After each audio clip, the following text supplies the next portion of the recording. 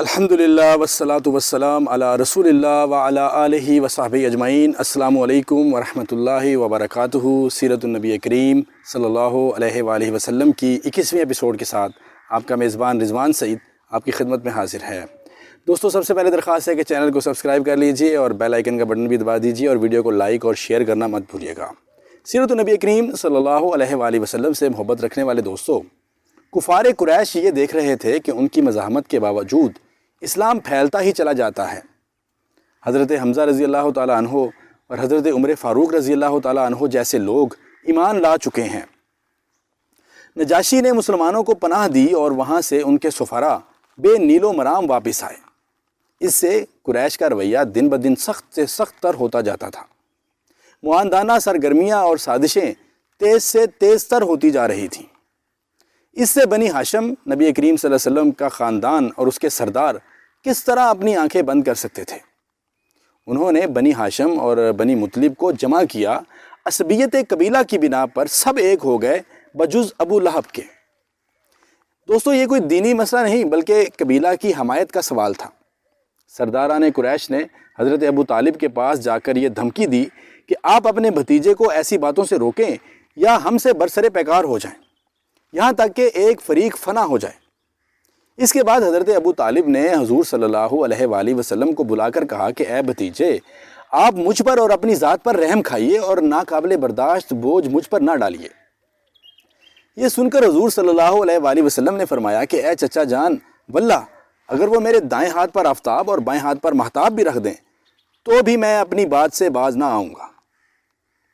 جب حضرت ابو طالب نے یہ متحدہ محاذ دیکھا تو انہوں نے یہ طے کیا کہ حضرت صلی اللہ علیہ وآلہ وسلم کی حفاظت و حمایت کی بات بنو ہاشم کے سامنے رکھیں اور ان کو بھی اس کی دعوت دیں، اور حضرت صلی اللہ علیہ وآلہ وسلم کی حفاظت و حمایت کا عہد ان سے لیا جائے۔ حضرت ابو طالب کی دعوت پر بجز دشمن اسلام ابو لہب کے بنو ہاشم کا ایک ایک فرد جمع ہو گیا۔ جب بنو ہاشم کے سامنے ابو طالب نے قریش کی معاندانہ اور ظالمانہ کارروائیوں کی شدت کی رویداد کو رکھ کر حضرت صلی اللہ علیہ وآلہ وسلم کی حفاظت اور حمایت کا مسئلہ ان کے سامنے رکھا اور اپنے عہد و عزیمت کا ان کے سامنے اظہار کیا اور ان کو بھی اس کی دعوت دی، تو سبوں نے ابو طالب کی دعوت پر لبیک کہا اور عہد کیا کہ ہم ہر حال میں آپ کے ساتھ رہیں گے۔ دوستو، جناب حضرت ابو طالب اپنے نوجوانوں کے اس فیصلے سے بہت مسرور ہوئے اور انتہائی مسرت میں پرجوش الفاظ میں خاندانی مفاخرت اور ہاشمی شجاعت اور ہمیشہ ظلم کی مدافعت میں سینہ سپر رہنے کی روایات پر اشعار کہے اور قصائد لکھ کر بنو ہاشم کو ان کی عظمت کا احساس دلایا۔ یہ اشعار کعبہ میں بلند آواز میں پڑھے گئے۔ اس پرزور قصیدہ نے قبائلی وقار کی خاطر منتشر قوتوں کو یکجا کر دیا اور حضرت ابو طالب کی کوششوں سے بنی ہاشم، بنی مطلب اور بنی عبد مناف کی عصبیت جاگ اٹھی اور تینوں گھرانے حضرت صلی اللہ علیہ وآلہ وسلم کی حفاظت کے لیے متحد ہو گئے۔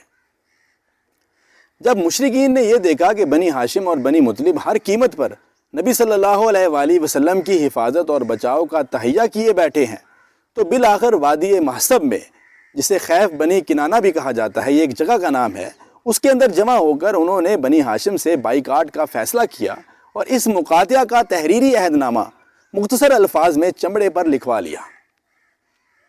دانشوران کفر نے بعد مشورہ قبیلہ بنی ہاشم کے سماجی و معاشی مقاطعہ کی تجویز منظور کی، اس لیے کہ حضور اکرم صلی اللہ علیہ وآلہ وسلم کا تعلق اسی گھرانے سے تھا، اور دوسرے یہ کہ بحیثیت سردار قبیلہ حضرت ابو طالب نے ان کی بار بار کی درخواست کو ٹھکرا دیا تھا۔ انہوں نے خیال کیا کہ اگر بنی ہاشم کو یوں ہی بے بس کر دیا جائے تو خود بخود حضرت صلی اللہ علیہ وآلہ وسلم کو ان کے حوالے کر دیں گے۔ اس تجویز کو عملی جامہ پہنانے کے لیے ایک عہد نامہ مرتب ہوا جو بنی ہاشم، بنی مطلب اور بنی عبد مناف کے خلاف تھا۔ یہ مقاطعہ کسی خاص مدت کے لیے نہیں تھا بلکہ غیر معینہ مدت کے لیے تھا، جب تک محصورین خود حضرت صلی اللہ علیہ وآلہ وسلم کو ان کے حوالے نہ کر دیں۔ دوستو، مقاطعہ کی اہم شرائط یہ تھیں: نمبر 1، ذریعہ معاش تباہ کرنے کے لیے کوئی بھی ان کے ساتھ لین دین اور خرید و فروخت نہیں کرے گا۔ نمبر 2، بنی ہاشم سے صلہ رحمی باقی نہ رکھنے کے لیے کوئی بھی ان کی لڑکیوں سے نکاح نہیں کرے گا اور نہ اپنی بیٹی انہیں دے گا۔ نمبر 3، انہیں اپنی صحبت میں بھی نہیں بیٹھنے دیا جائے گا تاکہ کوئی شخص ان کی باتوں سے متاثر نہ ہو جائے۔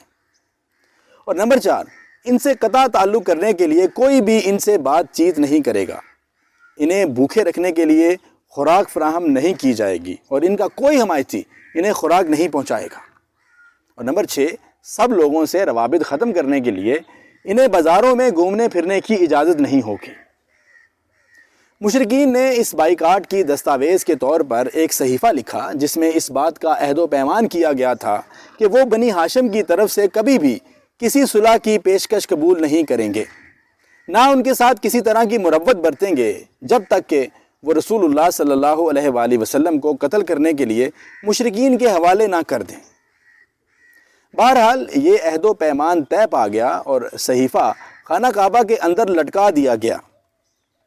اس کے نتیجے میں ابو لہب کے سوا بنی ہاشم اور بنی مطلب کے سارے افراد، خواہ مسلمان رہے ہوں یا کافر، سمٹ سمٹا کر شیب ابی طالب میں محبوس ہو گئے۔ یہ نبی صلی اللہ علیہ وآلہ وسلم کی بعثت کے 7ویں سال محرم کی چاند رات کا واقعہ ہے۔ عزیز دوستو، گھاٹی کو عربی میں شیب کہتے ہیں۔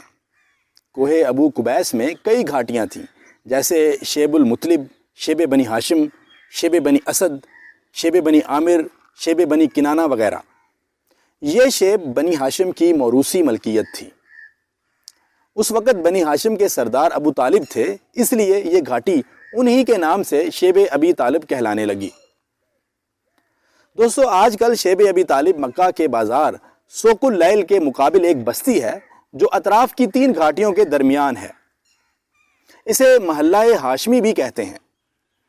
رسول اللہ صلی اللہ علیہ وآلہ وسلم اور حضرت علی رضی اللہ تعالی عنہ کی پیدائش کی جگہ اور دار خدیجہ رضی اللہ تعالی عنہ بھی اسی شیب میں واقع ہے۔ اسے شیب علی رضی اللہ تعالی عنہ یا شیب بنی ہاشم بھی کہا جاتا ہے۔ دوستو، اس محصوری کے زمانے میں تمام محصورین مصائب و آلام کا شکار تھے۔ کھانے پینے کی چیزوں کا ذخیرہ چند مہینوں میں ختم ہو گیا۔ قریش مکہ کے بائیکاٹ کے نتیجے میں غلے اور سامان خرد و نوش کی آمد بند ہو گئی، کیونکہ مکے میں جو غلہ یا فروختنی سامان آتا تھا اسے مشرکین لپک کر خرید لیتے تھے، اس لیے فقر و فاقہ کی نوبت آ گئی۔ ان کے پاس بمشکل ہی کوئی چیز پہنچ پاتی تھی، وہ بھی پس پردہ۔ بھوک سے بلکتے ہوئے بچوں اور عورتوں کی آوازیں جب گھاٹی کے باہر سنائی دیتی تو قریش سن سن کر خوش ہوتے۔ عزیز دوستو، جب رسول اللہ صلی اللہ علیہ وآلہ وصحابہ واہل بیتہ وبارک وسلم اور اسلام کی خاطر تمام محصورین یہ تکالیف برداشت کر رہے تھے تو احادیث میں جو صحابہ کی زبان سے مذکور ہے کہ ہم طلحہ کی پتیاں کھا کھا کر بسر کرتے تھے، یہ اسی زمانے کا واقعہ ہے کہ حضرت سعد ابن ابی وقاص رضی اللہ تعالیٰ عنہ بیان کرتے ہیں کہ ایک دفعہ رات کو اونٹ کا سوکھا ہوا چمڑا ہاتھ آ گیا۔ فرماتے ہیں کہ میں نے اس کو پانی میں دھویا، پھر آگ پر بھونا اور پانی میں ملا کر کھایا۔ ام المومنین حضرت خدیجہ رضی اللہ تعالیٰ عنہ نے، جو کہ ناز و نیم میں پلی بڑھی تھیں لیکن ہر طرح کی مصیبت اور فقر و فاقہ برداشت کیا اور حضور صلی اللہ علیہ وآلہ وسلم کی غم گساری کی اور مسلم خواتین کے لیے ایک بہترین مثال چھوڑ گئیں۔ دوستو، محصورین صرف ایام حج میں ہی شیب سے باہر نکل سکتے تھے، اور اس وقت بھی قریش یہ کرتے کہ کھانے پینے کی چیزوں کو زائد قیمت پر خرید لیتے تاکہ محصورین کو کچھ نہ مل سکے، جس کا منشا صرف ان کا عرصہ حیات تنگ کرنا تھا۔ بعض رحم دل انسانوں کو محصورین کی اس حالت پر ترس بھی آتا تو وہ چوری چھپے کچھ غلہ پہنچانے کی کوشش بھی کرتے، لیکن کڑی نگرانی کے باعث انہیں بھی مشکلات کا سامنا کرنا پڑتا تھا۔ ایک روز حکیم بن حزام نے، جو حضرت خدیجہ رضی اللہ تعالیٰ عنہ کے بھتیجے تھے اور ابھی مسلمان نہیں ہوئے تھے، راتوں میں چھپ چھپاتے ہوئے اپنے غلام کے ذریعے کچھ گیہوں بھیجے تو راستے میں ابو جہل نے دیکھا اور چھین لینا چاہا۔ اتفاق سے ابو البختری بن ہشام وہاں آ گیا اور اس نے بیچ بچاؤ کیا۔ وہ اگرچہ کافر تھا لیکن اس کو بھی رحم آیا اور کہا کہ ایک شخص اپنی پھوپھی کو کھانے کے لیے کچھ غلہ بھیجتا ہے، تو کیوں روکتا ہے؟ لیکن ابو جہل نے سرکشی دکھائی اور ابو البختری نے قریب میں پڑی ہوئی اونٹ کے جبڑے کی ہڈی اس پر دے ماری اور خوب زد و کوب کیا۔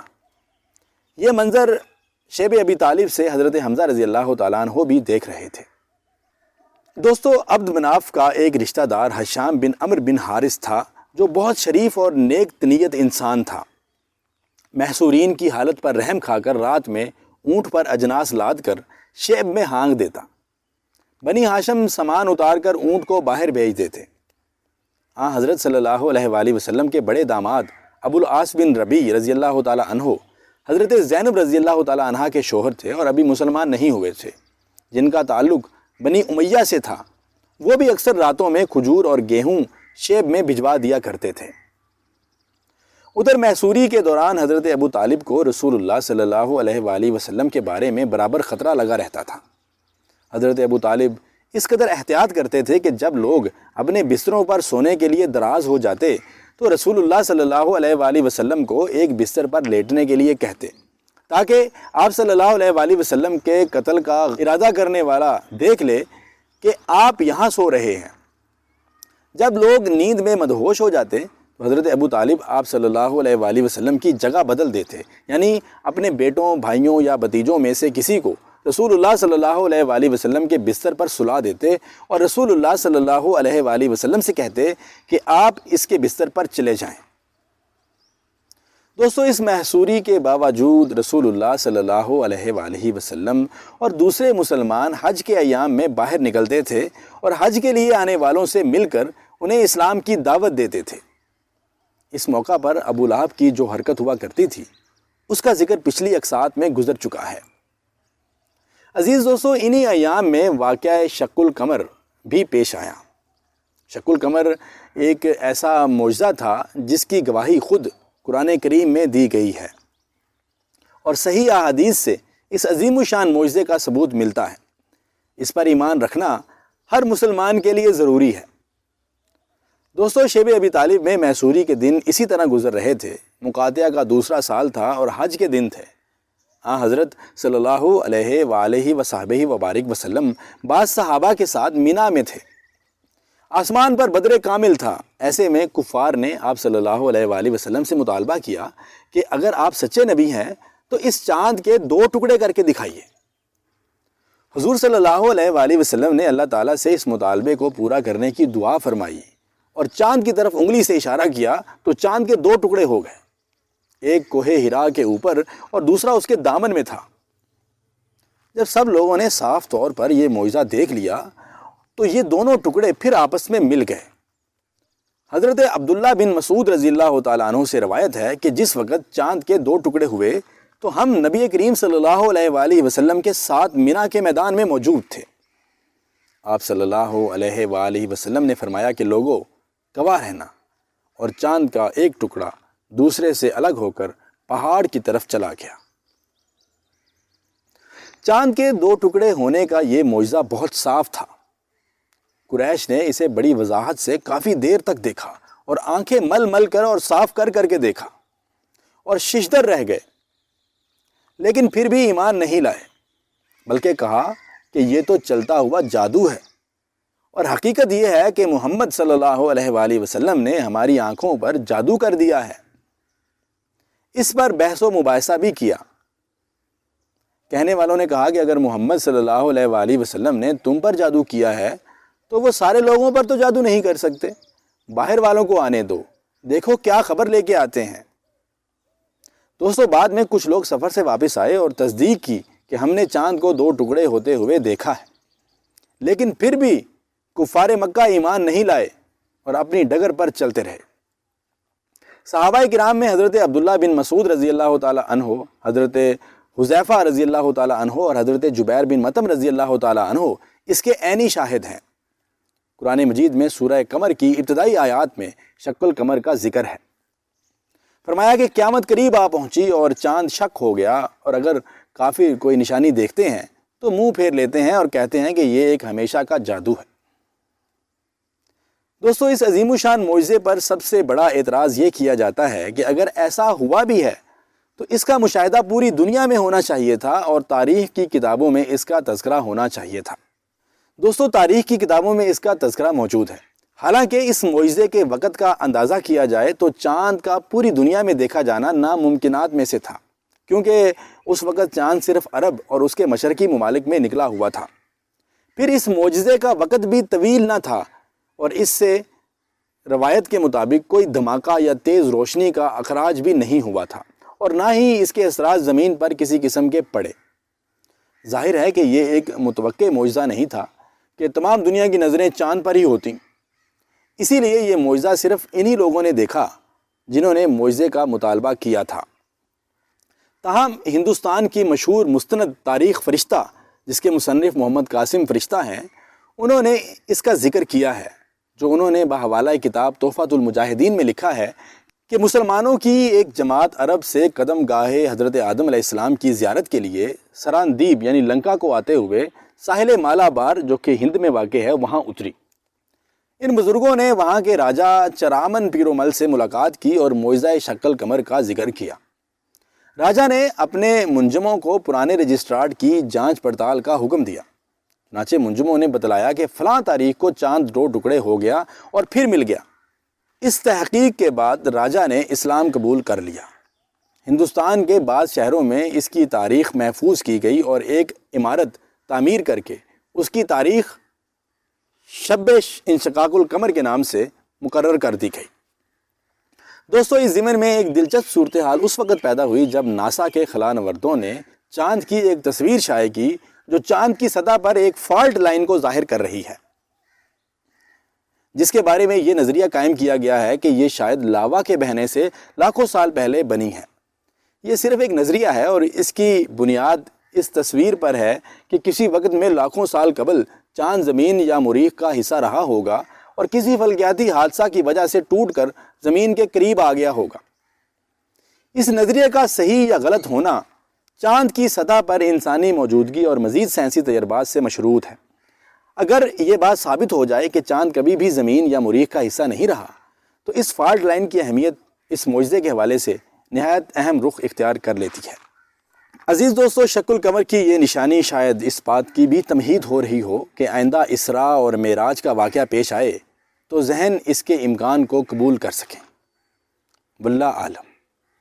عزیز دوستو، آج کی ایپیسوڈ کا اختتام یہیں پہ کرتے ہیں۔ انشاءاللہ نیکسٹ ایپیسوڈ میں مزید واقعات اور سیرت النبی صلی اللہ علیہ وسلم کے اگلے حصے کے ساتھ آپ کے سامنے حاضر ہوں گے۔ اپنا بہت سارا خیال رکھیے گا، دعاؤں میں یاد رکھیے گا۔